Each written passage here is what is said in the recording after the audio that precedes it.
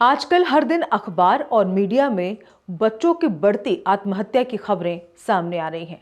असफलता से हताश, परीक्षा में अच्छे अंक न पाने पर टूटते और मानसिक रूप से दबाव में आने वाले बच्चे हमारे समाज के लिए गंभीर चेतावनी है। ये डर और तनाव इतना गहरा हो गया है कि मासूम उम्र के बच्चे, जिनकी उम्र केवल 14 से 17 साल है, खुद को जीवन खत्म करने जैसा कदम उठाने से नहीं चूक रहे। नमस्कार, आप देख रहे हैं जेके अपडेट। मैं हूं साक्षी सबरवाल। आज नजरिया में बात इसी विषय पर। आज के शैक्षणिक माहौल में परीक्षाएं केवल ज्ञान का मूल्यांकन करने का माध्यम नहीं रह गई हैं, बल्कि बच्चों के लिए भय और तनाव का सबसे बड़ा कारण बन चुकी हैं। ये वो डर है जिसे बच्चे दिन प्रतिदिन महसूस कर रहे हैं और इससे बाहर निकल पाना उनके लिए बेहद मुश्किल होता जा रहा है। माता पिता अक्सर बच्चों के परिणामों को लेकर चिंतित रहते हैं, लेकिन वो ये भूल जाते हैं कि इसी चिंता का असर सीधा बच्चों पर पड़ता है।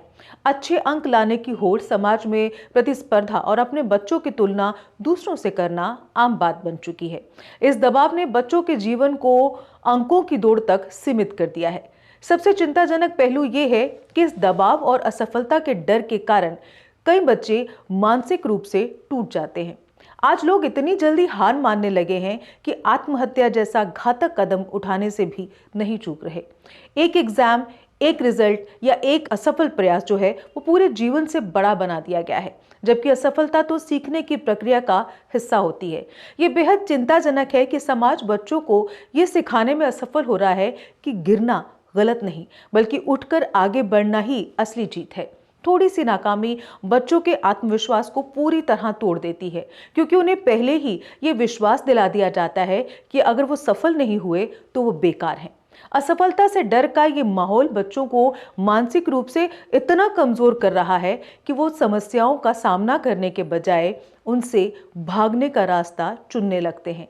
यही डर धीरे धीरे आत्मघाती सोच में बदल जाता है, जो एक पूरे परिवार और समाज के लिए अपूर्णीय क्षति बन जाता है। इस स्थिति का मुख्य कारण है हमारी शिक्षा प्रणाली और समाज की मानसिकता।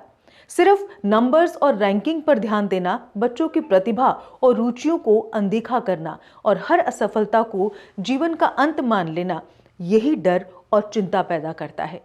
शिक्षा का उद्देश्य ज्ञान और कौशल देना होना चाहिए, भय और तनाव नहीं।